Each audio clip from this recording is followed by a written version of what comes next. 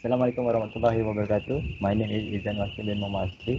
So today I'm going to discuss about my topic. So my topic is procrastination among the student. So what is procrastination? Procrastination is a fact to which we are all susceptible. Essentially, procrastination is the avoidance of work by focusing on more satisfying activities.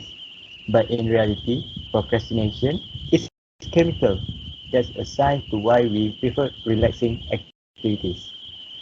Procrastination happens between the pleasure, between the limbic system and the prefrontal cortex. The limbic system is a set of brain structure containing the pleasure center, while the prefrontal cortex controls planning and decision making. The prefrontal cortex is less developed and thus weaker. So, oftentimes, the limbic system wins out, leading to procrastination. There are different types of procrastinators, including those who can be categorized as a thrill seeker, avoiders, and indecisive. A thrill seeker enjoy the rush that comes with racing to meet deadline, and so they procrastinate to catalyze that experience. Avoiders, out of fear of being judged for both successful and unsuccessful work. Indecisive, procrastinators put off tasks to avoid the blame for a subpar end product. So, we know that procrastination is bad for among students. So, how to overcome it?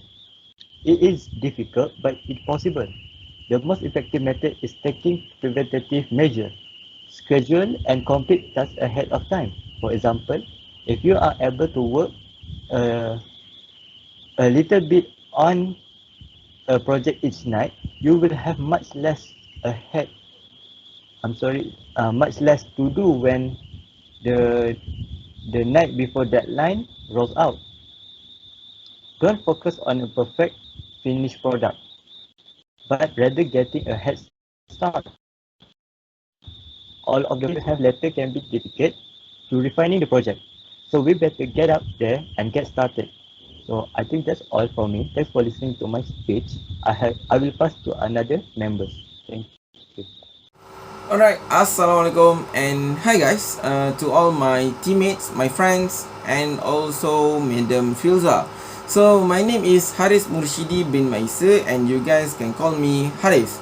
So today for this video is for activity 3, which is I want to choose one topic, which is how to start our own YouTube channel. Okay, so first thing first, I already created my YouTube channel since secondary school. Okay, which mean in the secondary school I already joined a multimedia team, like for PA system, shooting videos for magazine and so on. So from that I started learning everything about multimedia, which is how can we produce a good video, how do we maintain the quality of the video, quality of the audio, sound and so on. So from that I think YouTube channel is the what we call the best platform that we have right now. Okay, so in fact YouTube platform is founded on 2005, which is a few years, around 7 years after Google launch. Okay, so from 2005 until now 2022, the YouTube platform have many what we call the innovation of the platform, of the apps, the software is it was a good thing that we can use right now. So first thing first, why we need to use YouTube channel? Why what is the advantage, the benefit we use this YouTube platform? Okay, first thing first, YouTube is free. Okay, simple. Okay, you can just create one Google account, which is a Gmail account, and then you can create one channel, YouTube channel for you. Okay, alright, so it was a good thing because you don't need to use more space, the storage of your PC, Google Drive and so on. So it was free and everything is on the cloud. Okay, so like me, I started my YouTube channel since school, and it was the what you call, I started posting more videos since the era in the beginning of the COVID-19, which is in the beginning of the ODL, online distance learning. So from that particular time, we need to post we need to post our videos, assignment videos and so on. So lecturer asked to post it on the YouTube channel, which mean we easy to share the videos to others, and it was more what we call organized if we posted on there. Okay, other that, I started posting more videos since the PKP, which is online distance learning, ODL, in diploma. That is, I started to post videos about the technology, which mean like how to use the Zoom, how to use the Webex, how to use Google Meet, Google Form and so on. So you know, on that time we are started to learning everything about the technology, about that all that particular platform. So I already used that on the since school, which is I already joined the multimedia team and so on. So you know what, I want to share my knowledge, how the tips, the hack and so on, how to use all these particular things, which is how to editing videos and so on, and I posted on the YouTube channel, so everyone, the lecturers, friends and so on can see my videos. So if you guys need to watch my videos, you guys can search Haris Issa on YouTube channel. Okay, so with all this, I conclude that how the four ways how can we start our own YouTube channel. So the first thing, use whatever you have now, which means you don't need to buy any equipment, any laptop, camera, new smartphone and so on. Don't need. Just use whatever you have right now, which means what you have right now, you have a smartphone. Okay, I just recorded on my smartphone and I don't have any camera. So for editing, I just use my basic laptop maybe. So but it still can usable. Okay, just use whatever you have now. Don't need to waste your money. Just use and try to manage the best way how you can manage your equipment. Okay, so the second thing is be confident. Okay, to start a YouTube channel, we need to record a video. So we need to talk with the camera. Okay, so at the first, it was a bit awkward, a little bit weird. I think we are talking to the camera, which is a thing. We are not talking to the human. So we need to be more confident, and what we call is we need more training. Okay, just record videos and so on. So from that we can be more confident, we can know how to interact with the camera, not the human. Okay, so that thing is we need to train ourselves how to good in recorded a video to talk with the camera. So the third one is reduce interruption. Okay, so for recording a videos, which is to start a YouTube channel, we need to consistent. Not always, but consistent. Maybe at first we can try to maybe 1 month 1 video, maybe. Okay, 1 month 1 video, and then we keep the progress until we can make maybe 1 week 1 video maybe. So from that we need to manage ourselves how to started to record the videos, which mean we need to reduce the interruption. So what means in this point is, for example, okay, to record a video we need we need a light, maybe a light, a camera, a microphone and so on. So what this point is, we need to set up early all this equipment, which is we already set up the lights, the microphone, the camera and so on, and then we just enter the room and then just click one switch, one button, and then just started recording the videos. So it will be more easy and organized to you to started a YouTube channel to record a video. And then the fourth one, which is the last one, is started now. Okay, don't need to think more, just started now, record your own videos, try to find a interesting topic to for you to share to the others. Okay, so that's all from me for this activity 3. So for guys who want to see my videos, which is about technology, about DIY, about what we call anything about online platform and so on, you guys can search on the YouTube channel Haris Isa. And that's all from me. So I pass to another friends. Thank you. Okay, Assalamualaikum warahmatullahi wabarakatuh. So my name is ZAINUL HAZIMAN HISAM.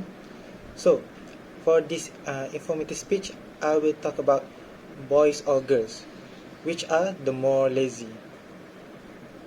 Okay, this topic has been discussed by the people around the globe.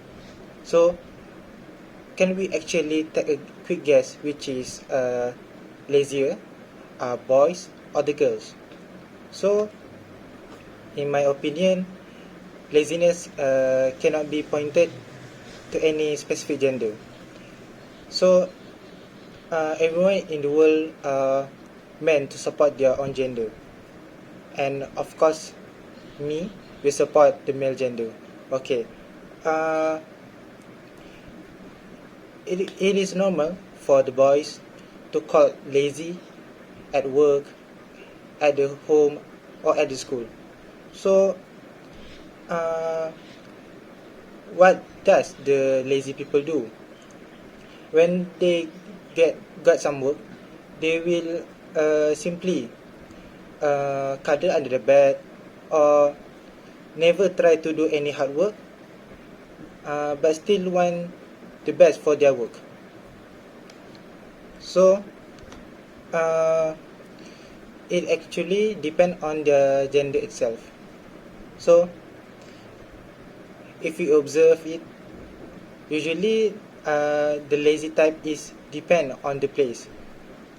The boys are more active at the workplace and the girls are more active at the school.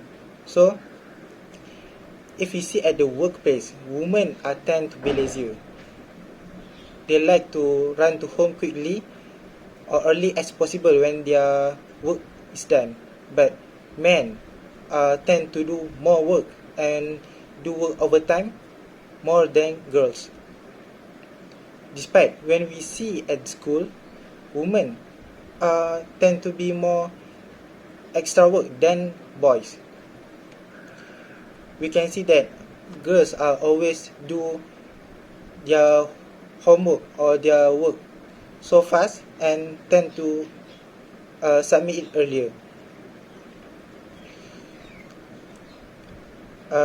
In the case of boy in the school, we may notice them waking up in the morning so late, such as even waking up 5 minutes before they actually start the class. Even in my experience myself in the PKP for the online learning, me myself also waking up around less than 30 minutes before start class early in the morning. So if you see in the activities terms, boys are tend to be more active and girls are be more lazy. Boys are more active in some action like outdoor games, gym workouts and extracurricular game activities. They will supposed to be one step ahead of the girls due to their strength of the boy only have, and their strength ability. So in my conclusion is laziness is state that every people we will have. It comes and goes over time. So we boys and girls are equally responsible to maintain a good body and good health to overcome this laziness. So we can't idle in the same spot for a long day. This might bring us to a laziness. So in conclusion, don't be lazy. That's all from me. Thank you. Bismillahirrahmanirrahim. Assalamualaikum warahmatullahi wabarakatuh. My name is RUZAIMIE bin Abdul Majid. So today my topic that I choose is why we need to take depression seriously among us. So the reason why I take this topic is because I want to make the society or all the people at our surrounding open their eyes that why this is really important, why depression is really important. Because according to the statistic of the suicide case in Malaysia around 2018, 50% of them that commit suicide is because of depression. So my point is here, why we need to why depression is very serious case is because depression, the first thing that cause from depression is commit suicide itself. Why depression occur during these people, why people suffer the depression is because sometimes they have a family matter, sometimes they have problem matter, and sometimes they have society matters. Family matters here is because maybe family, they have a broken family, they fit in broken family situation, and because of that they suffer the depression. Sometimes parents argue between themselves and make the children or their son or their daughter become and cannot control themselves, and that's why this kind of children suffer the depression. And sometimes they have problem matter, which is if we talk about problem matter, as me as a student itself, I have a lot of friends that suffer the depression because of problem in education. Sometimes they can't learn well, sometimes they didn't understand what they learn, what they study. So because of that they become depression about themselves, and with that some of them commit suicide to themselves. And other thing that from problem matter is because they struggle in life. Sometimes people struggle in life make them become depressed, and because of that they don't know how to fix the problem, so they commit suicide. So because of that I brave enough to say that the percentage of people that commit suicide is half of them is because of the depression itself. And one more thing about depression is among the society. Sometimes people is being very introvert, and when it comes to the introvert people itself, they make the society can bully them. And because of that, when society become that total they didn't have the humanity, they become so what we call that, they become so when there is no humanity in themselves, so they bully people that like there is no tomorrow for them. Like they bully people until the people that they bully become so depressed, and that also will lead them to commit suicide. So from here, my point is I want to talk that depression is very serious case that every people need to take a really good take it seriously, because depression, for me, in my opinion, depression is really sick, and I think no one need to suffer the depression, so we need to take each other's back, so that no one will suffer this kind of disease, or this kind of illness. So the way to fix it and how to counter the depression is, we need to always take a good care of each other. And if we have a friend that, if we sometimes we can see the face of our the facial of our friend itself. Sometimes they can see kind of happy, and sometimes we can see they are sad. So if we see our friends have a sad impression on their face, we need to ask them, either they are, either they are good or didn't, so that with the simple question, either they good or bad to them, they will feel kind of relief, and that will make them feel like there are some people that still care to them. So I think the main point to avoid depression is we need to take take a good care of each other's back. And if we have a family problem, we need to solve it nicely, so that there's no one will feel broken and feel separatable. So in among the society, we need to have a really common sense. We need to have a common sense between each other, so that no one will feel like they are being avoided from other people. We need to have a common sense in ourselves, so that we will not feeling like we are being neglectable. And also from me, I think I really hate depression, and I really hate to see people suffer the depression. So I think from now on, we need to start to teach ourselves and teach all people on our surrounding to take this case seriously. And please don't make other people depression, and don't make people commit suicide again because of the depression. So I think that's all from me. Till we meet in other informative speech. So thank you. Assalamualaikum warahmatullahi wabarakatuh, and very welcome to everyone.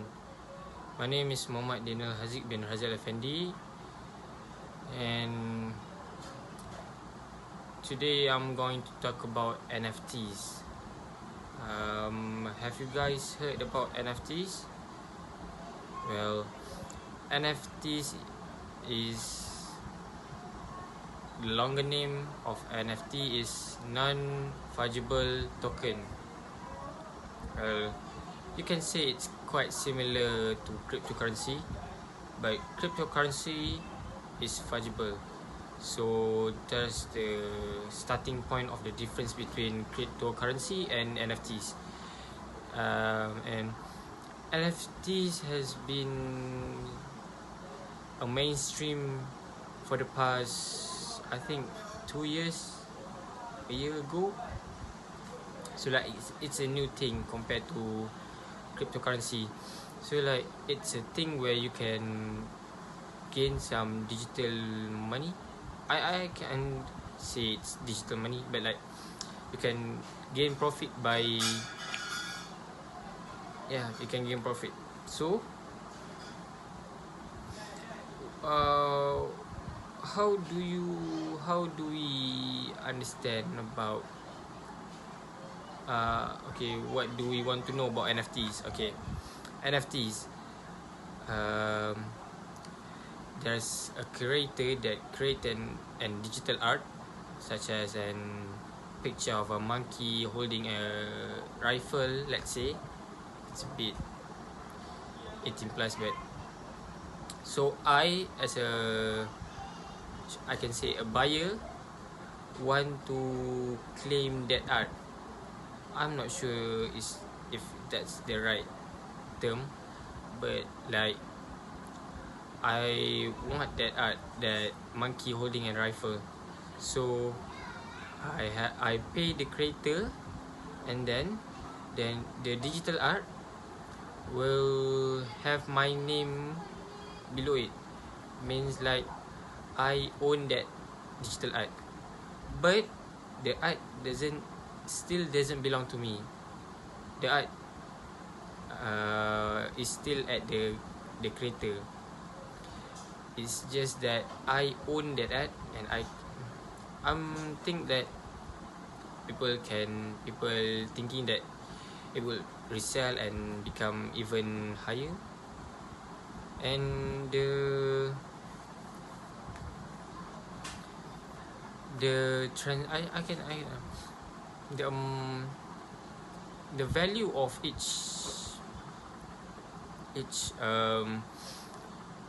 digital art or NFTs are based on cryptocurrencies such as Bitcoin, Dogecoin, or Ethereum. So like, for example, the monkey rifle has a starting point of 2 Bitcoin. Yeah, it sounds kind of small, but if you want to know, if I'm not mistaken, currently right now 1 Bitcoin is equal to 140,000 ringgit. So that's a lot, to be honest. So imagine one you sell your art for 1 Bitcoin, and people love it and buy it. You'll be instantly rich. So that's the fun part about NFTs. You can create your own. You can make your own NFTs or digital art and sell them.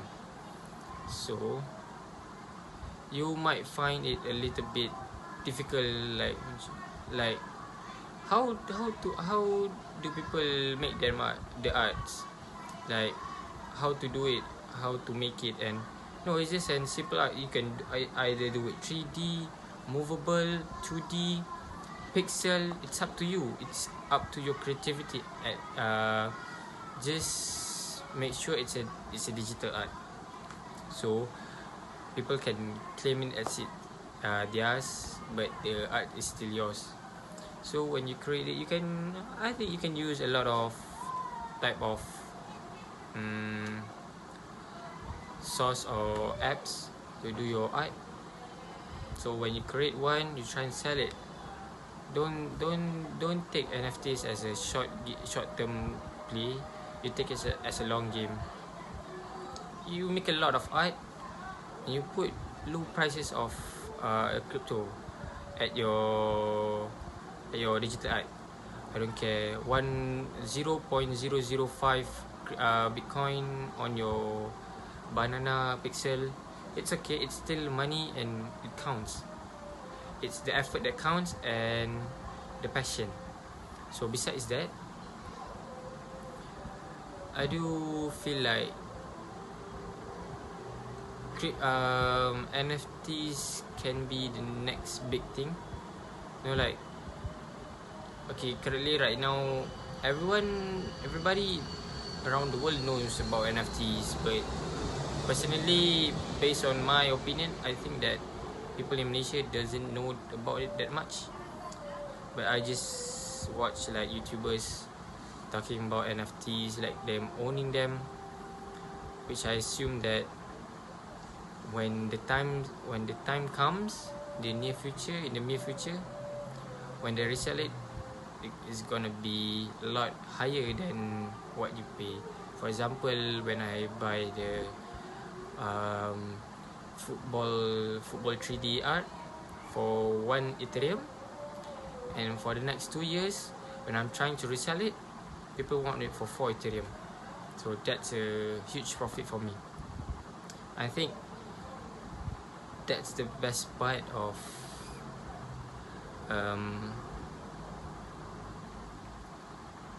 NFTs, where NFTs can be a lot of things. Yes, you can it can just stick as by one thing. You can paint a football, a player, a person, a animal, all type of things. So I think NFTs is also a huge advantage of play for artists to come back. I think like during the pandemic, artists only doesn't have any jobs, just painting and etc. By NFTs becoming a mainstream, and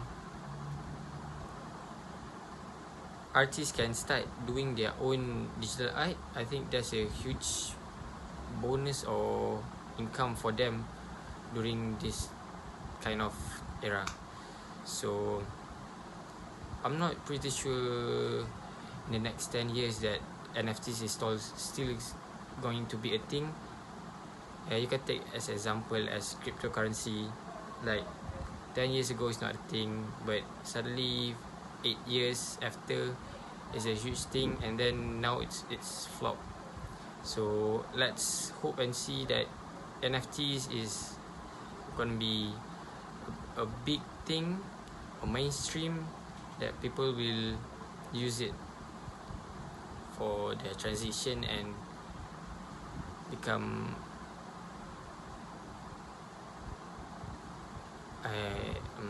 yeah, that's all. Thank you.